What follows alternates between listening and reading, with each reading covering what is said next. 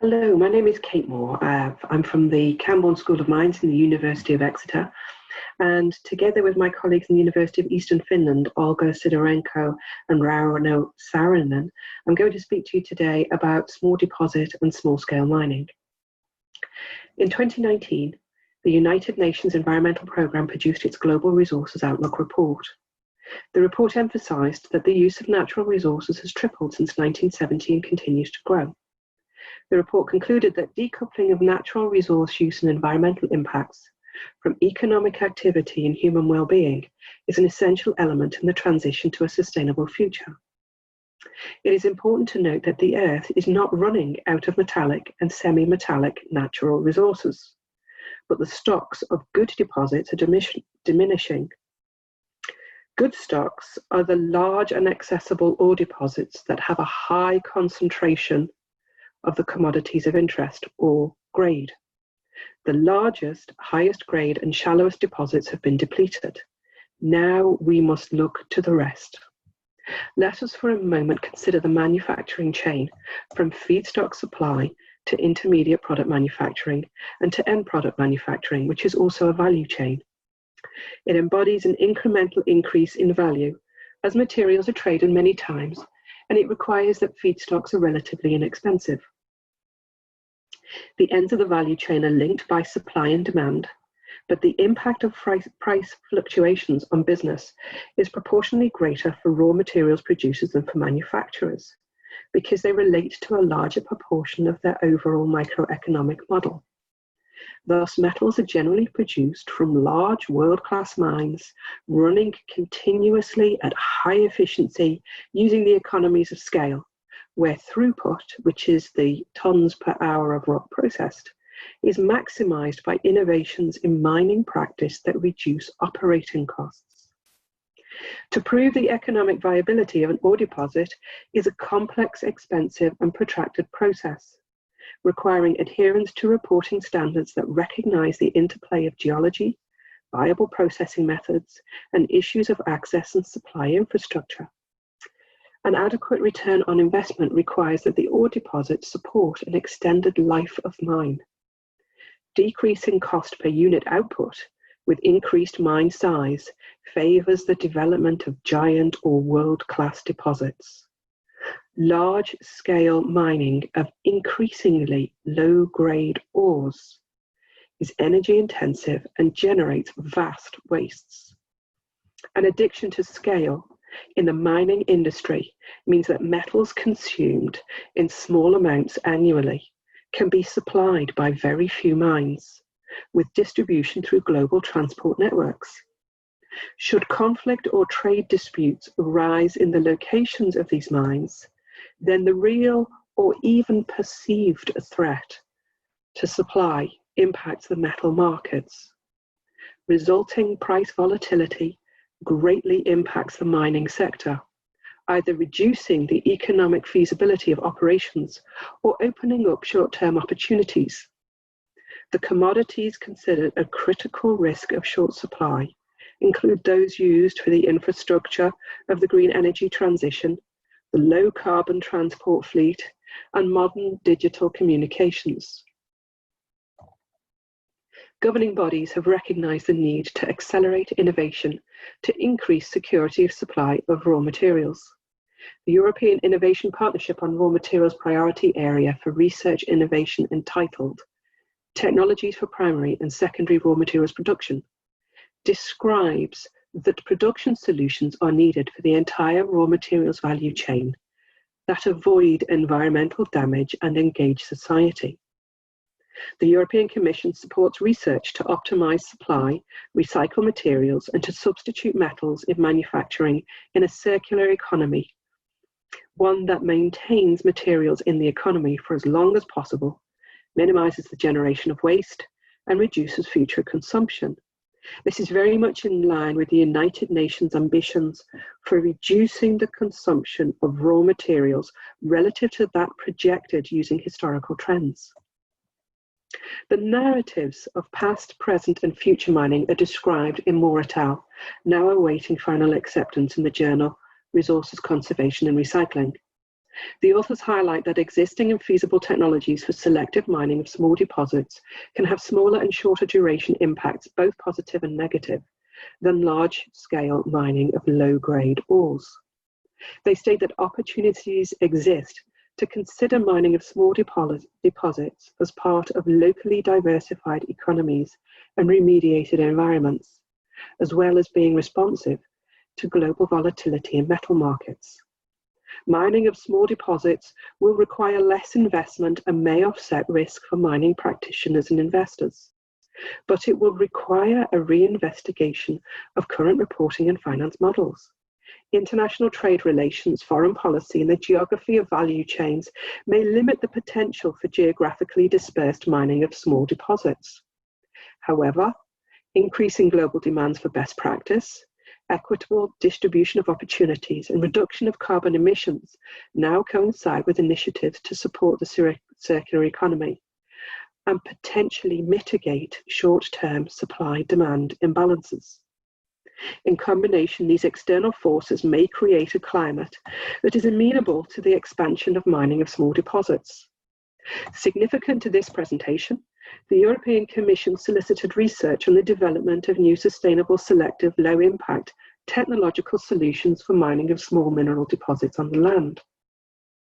Subsequently, the European Union's Horizon 2020 Research and Innovation Programme under grant number 730411 funded the Impact project from 2016 to 2020.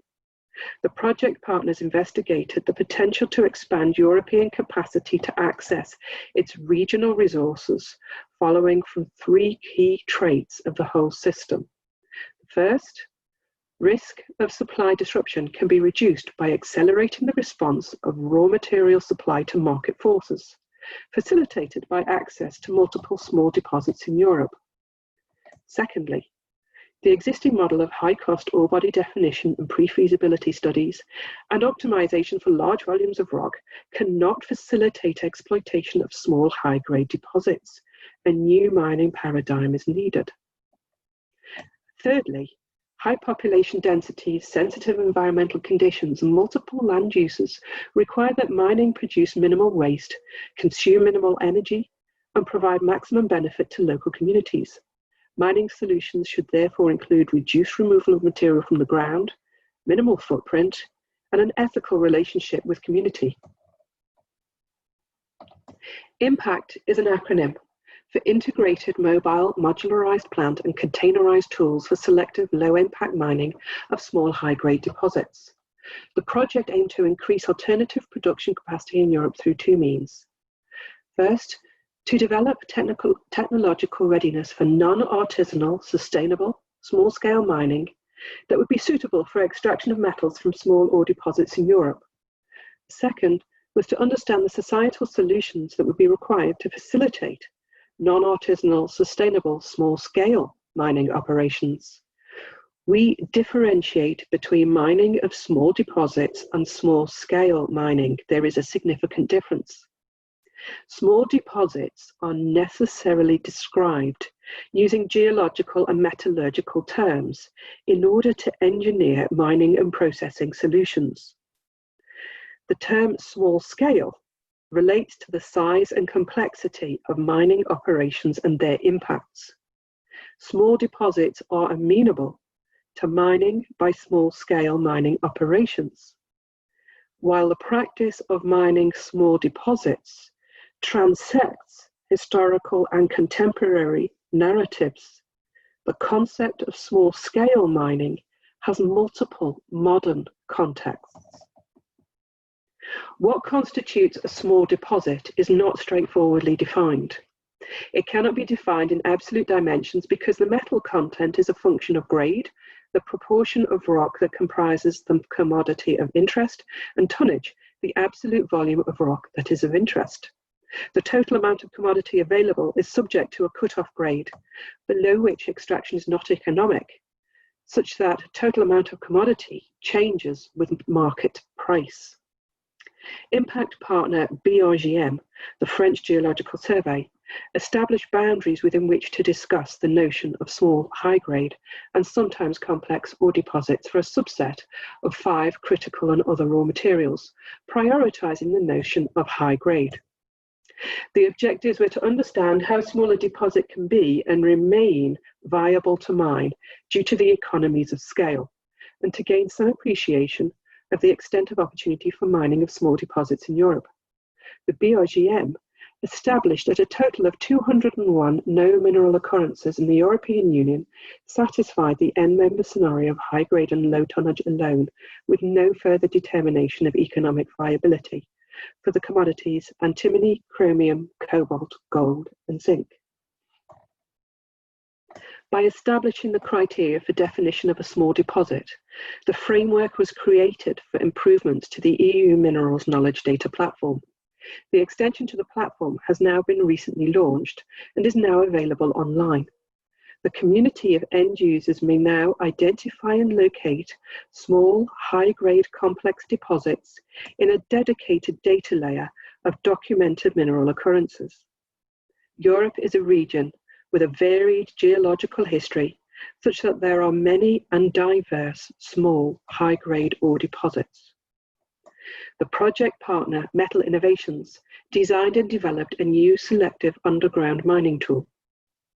Its small size relative to the mining machinery that is already available on the market increases the amount of waste rock that can be left in place underground. The cutting head was designed to control the size of particles at the rock face, reducing the need for subsequent crushing of rock. Waste material that was removed from the mine was further taken away from ore by the sorting technology of Rados International prior to crushing using the facilities of Extractive, a company based in France. The University of Exeter led design and development of a portable processing plant that was adaptable to different ore deposits. All of the technological infrastructure was designed to be mobilized in 20-foot-long containerized modules so that it could be transported to ore deposits located in rugged terrains and rapidly deployed in a configuration that has a small environmental footprint. The component parts were integrated and tested on 2 mine sites operated by mining practitioner Minico in the West Balkans in 2019. The first deployment was at the Olivo mine site in Bosnia and Herzegovina, where all processing occurred on site. The second deployment was at the Veliki mine processing site in Serbia to process antimony ore from the nearby Zajača mine in a satellite mining model. By reducing the amount of material transported, crushed, and fed into a minerals processing plant, energy consumption was dramatically reduced as modelled by RWTH Aachen and the University of Exeter. They established that the impact system could be powered as consistently and more cost effectively in the Balkans region by biomass or by combined biomass diesel energy provision than by fossil fuels alone. This is a significant development since the mining industry accounts for approximately 10% of world energy consumption. The environmental loads of mining are not limited to carbon emissions. Multiple partners, including also Imperial College London and EPSA in Finland, investigated the processing methods, the treatment of industrial water, and the opportunity to use impact solutions to process and thereby remediate legacy wastes. BRGM are using life cycle analysis to constrain the total impacts of impact mining and processing solutions in environmental and societal terms. Researchers at the University of Eastern Finland used case study approaches to investigate societal attitudes around mine sites in Bosnia and Herzegovina and Serbia. They encountered positive attitudes towards mining that were influenced by community recollections of the positive economic impacts of mines that operated prior to the Yugoslav wars.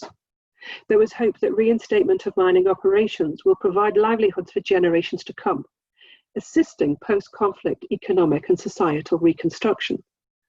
In this context, the short duration of extraction from small ore deposits by small-scale mining operations is not likely to meet the expectations of local communities. Thus, the expansion of mining in small deposits will require a new relationship with society, acknowledging that the legacies of historic mining activities influence societal perceptions of modern mining. The attitudes of community representatives towards mining encountered in the Balkans contrasts with that of many communities elsewhere.